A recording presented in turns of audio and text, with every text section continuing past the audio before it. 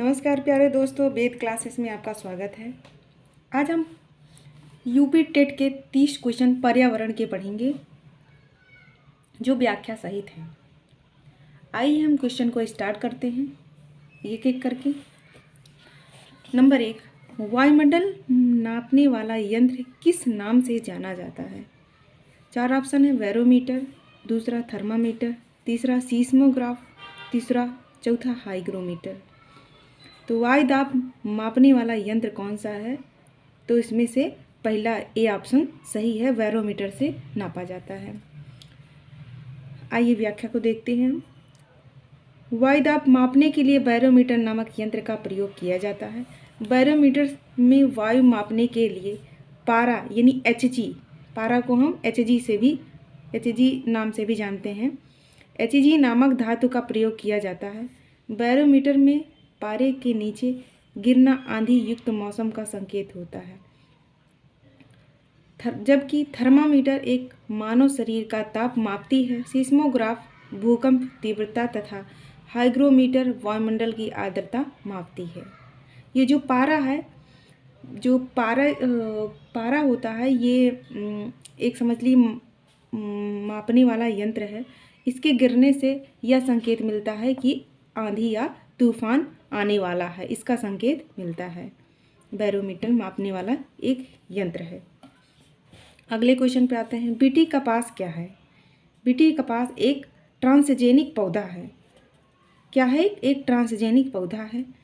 पहला ऑप्शन में एक संकर पौधा है, दूसरा एक ट्रांसजेनिक पौधा है, तीसरे में है एक प्राकृतिक पौधा है, चौथे में है एक औषधीय पौधा है। तो बीटी कपास क्या है? एक ट्रांसजेनिक पौधा है। बी ऑप्शन सही है। व्याख्या देखते हैं। बीटी कपास एक ट्रांसजेनिक पौधा है। इसके पौधे में बेसिलस थुर्जीनसीस जीवाणु की उपस्थिति होती है। इस जीवाणु की उपस्थिति के कारण पौधों में कीटनाशक पैदा करने की क्षमता का विकास होता है, जिससे हानिकारक कीटों से पौधों की सुरक्षा होती है। तीसरे क्वेश्चन पे आते हैं। कौन सा वायुमंडलीय प्रदूषक अम्लीय वर्षा का मुख्य कारक है? इसमें कह रहा है कौन सा वायुमंडलीय प्रदूषण अम्लीय वर्षा का मुख्य कारक है। तो पहला ऑप्शन है CO2, दूसरा है H2S, तीसरा है HCl, चौथा है N2। तो इसमें से पहला ऑप्शन ठीक है। अम्लीय वर्षा का मुख्य कारण कौन सा है? तो SO2 यानी सल्फर डाइऑक्साइड इसका मुख्य कारण है। अम्लीय वर्षा का मुख्य कारण सल्फर डाइऑक्साइड गैस होती है, जो उद्योगों तथा वाहनों से उत्सर्जित होती है तथा वर्षा की बूंदों तथा ओस की बूंदों के साथ मिलकर अम्लीयता का गुण प्रदर्शित करती है। इससे फसलों तथा इमारतों की क्षति पहुँचती है तथा स्वास्थ्य पर हानिकारक प्रभाव पड़ता है। चौथे क्वेश्चन पे आते हैं। निम्न में से कौन सा सर्वाधिक उत्पादन पारिस्थितिकी तंत्र है?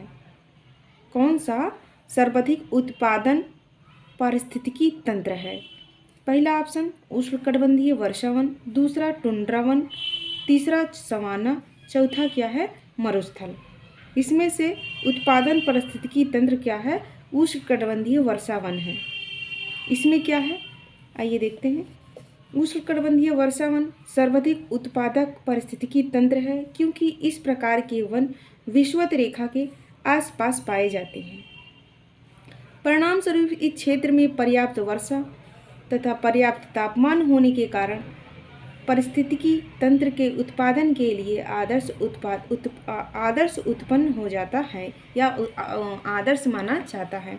जैसे हमारी पृथ्वी, ये पृथ्वी हमारी हुई, इसको 2 भागों में बांटा गया है। इसी को भूमध्य रेखीय या विषुवत रेखीय के नाम से जाना जाता है। हमारा जो भारत है ये यहीं पे स्थित है, भूमध्य रेखा के पास ही। तो इसलिए यहाँ पे अत्यधिक वर्षा और तापमान होने के कारण यहाँ पे मतलब कि वो वन अत्यधिक मात्रा में पाए जाते हैं। निम्नलिखित में से कौन सा रसायन आम पकाने में प्रयोग होता है? अगला क्वेश्चन था 5वां। निम्नलिखित में से कौन सा रसायन आम पकाने में प्रयोग होता है? The calcium carbonate, calcium hydroxide, calcium carbide, calcium chloride. इसमें से सी ऑप्शन सही है, कैल्शियम कार्बाइड। ये ऐसा रसायन है जो आम को पकाने में या अन्य फलों को पकाने में काम किया जाता है या काम में लाया जाता है। आम या अन्य फसलों को पकाने के लिए कैल्शियम कार्बाइड यानी CaC2 नामक रसायन का प्रयोग किया जाता है। इस रसायन में एसिटिलीन गैस का उत्सर्जन होता है जो फलों को पकाने में सहायक होता है। नंबर 6, कौन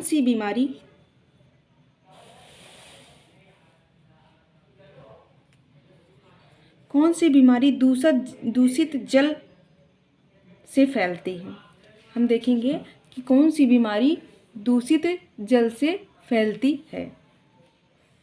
तो एड्स रोग, टाइफाइड, एनीमिया, टिटनेस। इसमें चारों में से देखेंगे तो जो हमारा दूषित जल से फैलता है रोग वो हमारा टाइफाइड है। टाइफाइड रोग दूषित जल पीने से फैलता है। इसे आंत ज्वर या आंत का बुखार भी कहा जाता है। यह रोग साल्मोनेला और टाइफोसा नामक जीवाणु से होता है जो दूषित जल में पाया जाता है। अगले क्वेश्चन में आते हैं 7वें नंबर पे। निम्नलिखित में से कौन सी ग्रीन हाउस गैस नहीं है?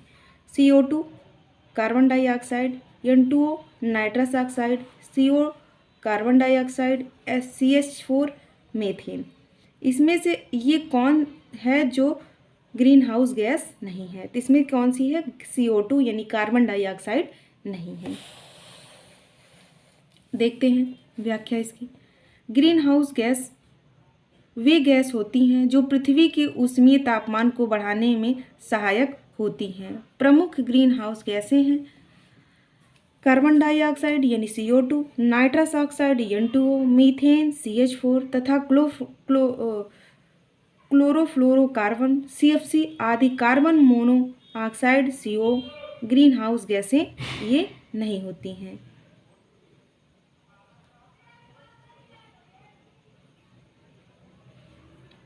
अगले क्वेश्चन पे आते हैं 8वें नंबर पे।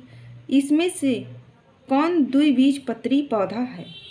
द्विबीजपत्री का मतलब होता है कि किसी दाल बोले तो चना या मटर, इनको अगर तोड़ा जाए या दो खंडों में बांटा जाए तो इनके दो दल निकलेंगे जिसमें उनको द्विबीजपत्री कहा जाएगा। जिसमें नहीं निकलेंगे उनको एक बीजपत्री में रखा जाएगा। आइए हम देखते हैं। जैसे एक द्विबीजपत्री पौधा कौन कौन से हैं? तो जिसमें बांस, केला, गन्ना, सरसों। इसमें से सरसों जो है डी ऑप्शन सही है। सरसों जो है द्विबीजपत्री पौधों में आएगा। वे फसलें जिनके बीच दो पत्ती वाले यानी दो दल होते हैं उन्हें द्विबीजपत्री पौधा कहते हैं, जैसे सरसों, अरहर, मटर, चना आदि। अगले क्वेश्चन पे आते हैं 9वें क्वेश्चन पे। पौधे में जल का अधिग्रहण किसके द्वारा होता है? तो हम देखते हैं। पहला जाइलम, दूसरा फ्लोराइड, तीसरा कैम्बियम, चौथा पैलीसेड। पौधे में मिट्टी से जल का अवशोषण तथा संरक्षण जाइलम नामक ऊतक से होता है।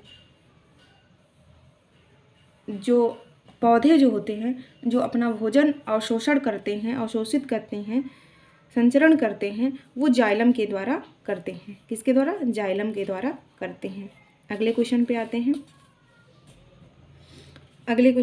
हैं 10वें पे। कौन सा प्रथम साहित्यिक स्रोत है? पहला जो हो कौन सा है जो साहित्यिक स्रोत है? ऋग्वेद, सामवेद, यजुर्वेद, अथर्ववेद। तो इसमें से पहला ऑप्शन सही है। ऋग्वेद को प्रथम साहित्यिक स्रोत माना जाता है।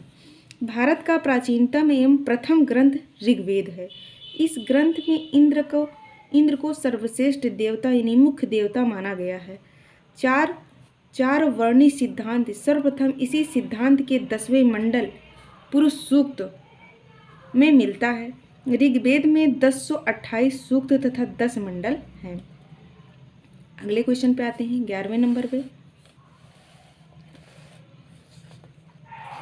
वायुमंडल में 99% भाग पर किन दो गैसों का विस्तार है?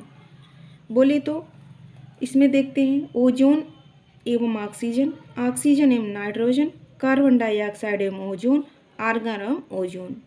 इसमें चारों में से देखेंगे कि 99% दो गैसों का कितना विस्तार है। इसमें देखेंगे तो जो ऑक्सीजन होती है हमारी, ये ऑक्सीजन जो होती है, ये ऑक्सीजन हमारा 21% है, 21%। और जो नाइट्रोजन हमारा है, नाइट्रोजन ये हमारा 78% है। इनको दोनों को जब जोड़ा जाए तो ये और ये 99% हैं। एक जो परसेंट होता है वो अन्य गैसें होती हैं। तो इसमें ऑक्सीजन एवं नाइट्रोजन हैं जो 99% भाग पर इनका विस्तार है। नाइट्रोजन अनेक प्रकार की गैस है। इन गैसों से सबसे ज़्यादा नाइट्रोजन गैस 78% होती है। या दूसरी सबसे ज़्यादा गैस ऑक्सीजन 21% होती है। इस प्रकार वायुमंडल में नाइट्रोजन और ऑक्सीजन का कुल मात्रा लगभग 99% है। अगले क्वेश्चन की तरफ देखते हैं। 12वें नंबर पर पर्यावरण अध्ययन में शैक्षणिक भ्रमण का मूल उद्देश्य क्या है? पर्यावरण पढ़ाने का, बच्चों को पढ़ाने का शैक्षणिक भ्रमण का मतलब उनको घुमाने का मूल उद्देश्य क्या है? उसमें उद्देश्य आइए देखते हैं। बच्चों को ऊर्जा को विकसित करना, छात्रों के लिए प्रत्यक्ष अनुभव, समाजीकरण का बढ़ावा देना, टीम भावना बढ़ाना। इसमें देखा जाए चारों ऑप्शन में से तो बी ऑप्शन एकदम राइट है, छात्रों के लिए प्रत्यक्ष अनुभव। अगर बच्चों को कोई चीज़ प्रत्यक्ष रूप से यानी साक्षात उनको दिखा दी जाए तो वह उनको ज़्यादा समझ में आएगी, उनको ज़्यादा बेहतर समझ में आएगा। आते हैं अगले क्वेश्चन में। 13 नंबर पे कारकीय रूप से शुष्क मिट्टी का क्या विशेषता है? कारकीय रूप से शुष्क मिट्टी की क्या विशेषता है? 4 ऑप्शन देखेंगे। इसमें अधिक जल होना, पौधों का प्रकाश पर्याप्त नहीं मिलता, मिट्टी में लवण सांद्रता अधिक होगी, मिट्टी कठोर होगी। कायिक रूप से शुष्क मिट्टी का क्या विशेषता है? तो इसमें तीसरा ऑप्शन है कि मिट्टी में लवण सांद्रता अधिक होगी। कारकीय व्याख्या देखते हैं। कारकीय रूप से शुष्क मिट्टी में लवणीय की सांद्रता अधिक होती है। आते हैं अगले क्वेश्चन पे 14 नंबर पे सतत एवं व्यापक मूल्यांकन को क्यों आवश्यक है? सतत और व्यापक मूल्यांकन क्यों आवश्यक है? तो चारों ऑप्शन देखेंगे। शिक्षार्थियों में कितना नहीं सीखा है जानने के लिए। दूसरा ऑप्शन है विद्यार्थी की प्रगति निरंतर न बनाए रखने के लिए। तीसरा ऑप्शन है निरंतर मूल्यांकन होते रहने से शिक्षार्थियों में परीक्षा का अनावश्यक भय नहीं होता। चौथा ऑप्शन है परीक्षा प्रणाली को महत्व देने हेतु। चारों में से इसमें तीसरा ऑप्शन एकदम सही है, निरंतर मूल्यांकन होते रहने से शिक्षार्थियों में यानी बच्चों में परीक्षा का अनावश्यक भय नहीं होता है। आइए देखते हैं अगले क्वेश्चन की तरफ।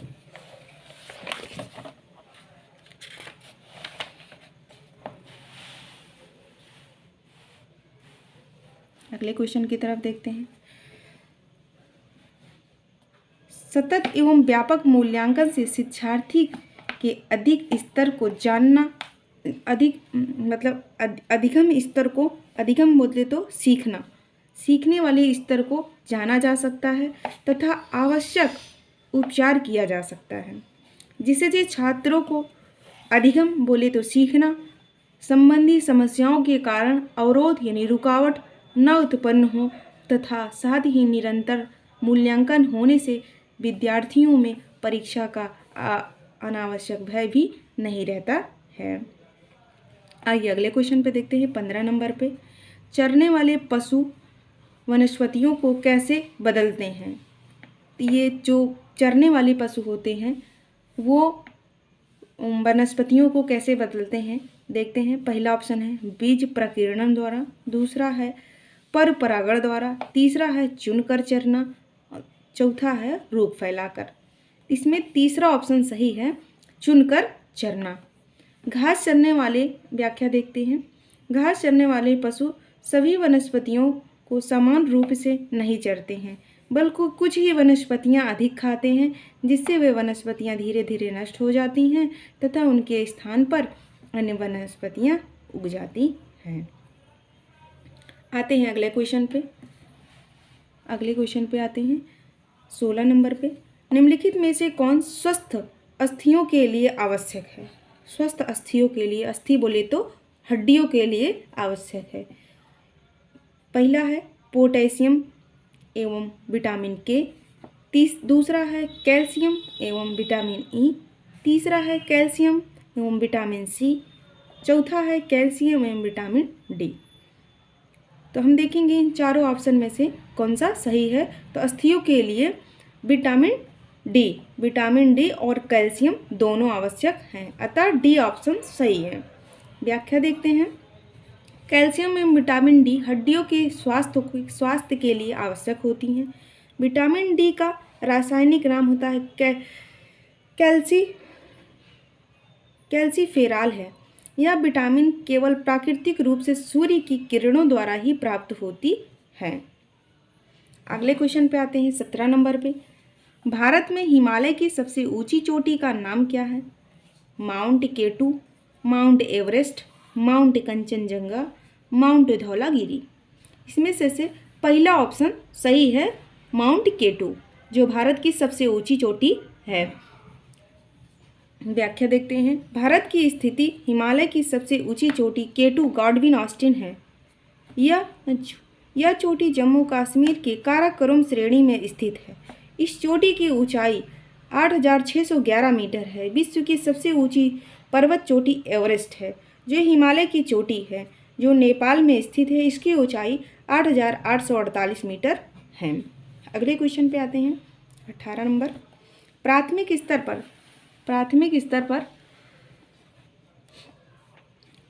स्तर पर शिक्षण की खेल विधि आधारित है। विकास के मनोवैज्ञानिक सिद्धांत पर, शिक्षण की समाजशास्त्र का सिद्धांत, शारीरिक शिक्षा कार्यक्रम के सिद्धांत, शिक्षण विधि का सिद्धांत। हम देखेंगे कि चारों ऑप्शन में से कौन सा सही है।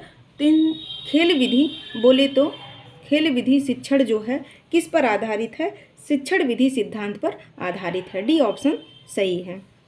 प्राथमिक स्तर पर शिक्षण की खेल विधि शिक्षण के सिद्धांत पर आधारित होती है। इसका मुख्य उद्देश्य छात्रों का स्वाभाविक रूप से उनकी रुचि के अनुसार शिक्षा देना है। आते हैं अगले क्वेश्चन पे 19 नंबर पे। वायुमंडल की सबसे निचली परत का क्या नाम है? ऑप्शन ए समताप मंडल, दूसरा ओजोन मंडल, तीसरा आयन मंडल, चौथा क्षोभ मंडल है। व्याख्या देखते हैं। वायुमंडल की सबसे निचली परत को क्षोभ मंडल कहते हैं। यह मंडल पृथ्वी को 18 से 18 किलोमीटर की ऊंचाई पर स्थित है। विषुवत रेखा पर इसकी ऊंचाई 18 किलोमीटर तथा ध्रुवों पर 8 किलोमीटर की ऊंचाई पर स्थित होती है। मौसम संबंधी सभी घटना, आंधी, तूफान, वर्षा आदि इसी मंडल में घटित होती हैं। अगले क्वेश्चन 20 नंबर पे आते हैं। विटामिन सी की कमी से होने वाली बीमारी का नाम क्या है? नंबर ए स्कर्वी, दूसरा बेरीबेरी, तीसरा सी रतौंधी, चौथा थकान। विटामिन सी से क्या होता है? स्कर्वी रोग होता है। आइए व्याख्या देखते हैं। शरीर में विटामिन सी की कमी से स्कर्वी नामक रोग हो जाता है। इसमें मसूड़ों में खून आने लगता है तथा जख्म जल्दी नहीं भरते हैं। विटामिन सी का रासायनिक नाम स्कॉर्बिक एसिड होता है। इसे खट्टे पदार्थों में पाया जाता है। आंवले में सबसे ज़्यादा विटामिन सी पाया जाता है। आइए अगले क्वेश्चन पे आते हैं 21 नंबर पर। भारत की प्रथम महिला IPS ऑफिसर कौन है? देखते हैं। पहला प्रतिभा पाटिल, दूसरा पद्मजा नायडू, तीसरा किरण बेदी, तीसरा हंसा मेहता। इसमें से सबसे पहली IAS ऑफिसर किरण बेदी थी। तीसरा ऑप्शन सही है। भारत की प्रथम महिला IPS 1972 बैच की किरण बेदी हैं। वर्तमान में वह पौंडीचेरी की राज्यपाल हैं। आते हैं अगले क्वेश्चन की तरफ। नंबर 22, असम का प्रसिद्ध एक सींग वाले गैंडे वन्य जीव अभ्यारण्य कौन सा है? मानस, काजीरंगा, गिर जंगल, कान्हा किसली। तो एक सील गैंडे के लिए हम कौन सा जानेंगे, कौन सा अभ्यारण्य है? तो काजीरंगा एक सींग वाले गैंडे के लिए प्रसिद्ध है। यह कहाँ पे है? असम राज्य में है। व्याख्या देखते हैं। एक सींग वाले गैंडे का संरक्षण के लिए असम राज्य में काजीरंगा वन्यजीव अभ्यारण्य की स्थापना 1908 में हुई थी। आइए अगले क्वेश्चन में 23 नंबर पे, निम्नलिखित में से कौन से आग्नेय चट्टान का उदाहरण है? नंबर 1 बेसाल्ट, दूसरा चूना पत्थर, तीसरा स्लेट, चौथा ग्रेफाइट। इसमें से देखेंगे आग्नेय चट्टान का उदाहरण कौन सा है? तो ए ऑप्शन बिल्कुल सही है, बेसाल्ट। आग्नेय चट्टान का निर्माण ज्वालामुखी से निकलने वाले लावा के जमा होने से होता है।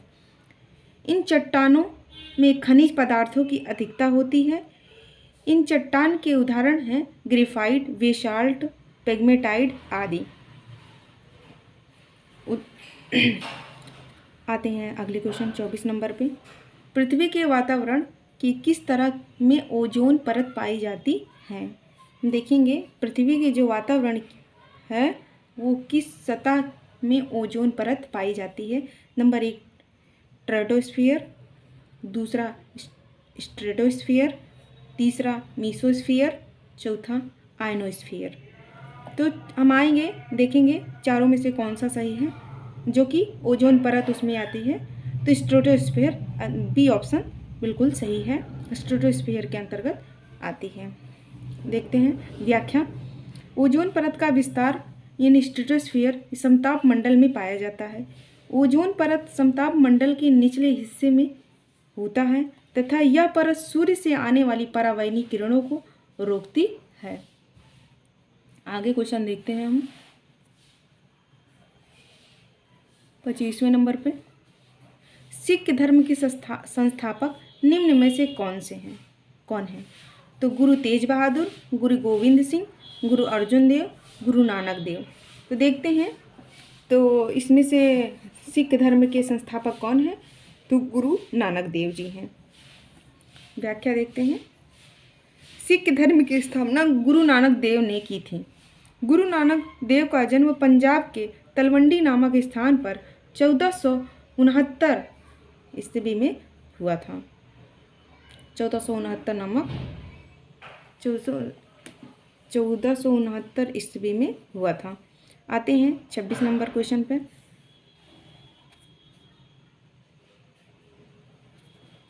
भूकंप की तीव्रता मापने वाला यंत्र। भूकंप की तीव्रता मापने या नापने का यंत्र कौन सा है? फिजियोग्राफ, सीस्मोग्राफ, कार्डियोग्राफ, बैरोग्राफ। इसमें से कौन सा सही है जो कि भूकंप की तीव्रता को मापा जाता है? तो इसमें से बी ऑप्शन बिल्कुल सही है, सीस्मोग्राफ से नापा जाता है। व्याख्या देखते हैं। भूकंप की तीव्रता मापने के लिए सीस्मोग्राफ नामक यंत्र का प्रयोग किया जाता है। सीस्मोग्राफ यंत्र में रिक्टर पैमाना लगा रहता है। आते हैं अगले क्वेश्चन पे 27 पे। दक्षिणी गोलार्ध का सबसे बड़ा दिन किस दिन होता है? तो देखते हैं 21 जून को, बी 21 जून को, 21 जून को, 21 मार्च को, 23 सितंबर को, 22 सितंबर को। तो इसमें से डी ऑप्शन बिल्कुल सही है, 22 दिसंबर को ये दक्षिणी गोलार्ध में सबसे बड़ा दिन होता है। 22 दिसंबर को दक्षिणी गोलार्ध में सबसे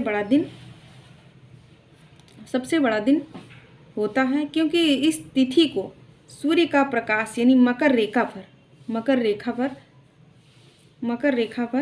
लंबवत पड़ता है। यह घटना मकर संक्रांति कहलाती है।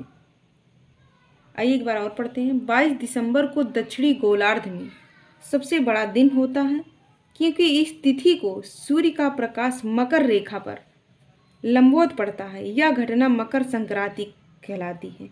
जो ये घटना होती है वो मकर संक्रांति कहलाती है। अगले क्वेश्चन पे आते हैं 28वें पे। सत्यार्थ प्रकाश के लेखक का नाम क्या है?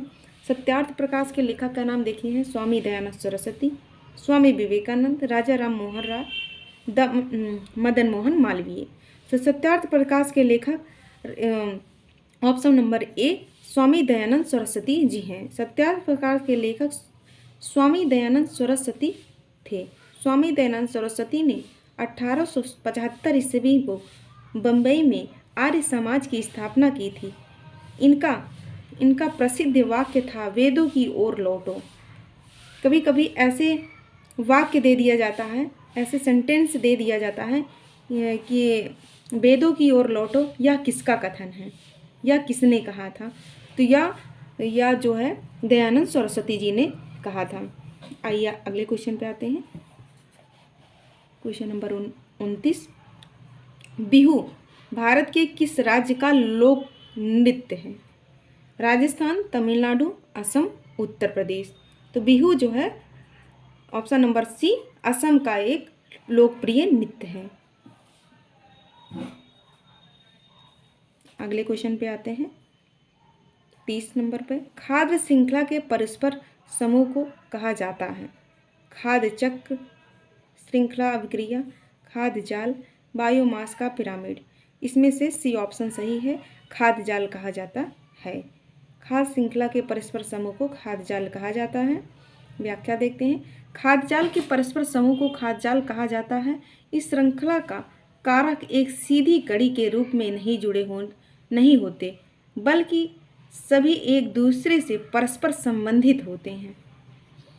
आज का सेशन यहीं तक। नमस्कार दोस्तों, जय हिंद, जय भारत।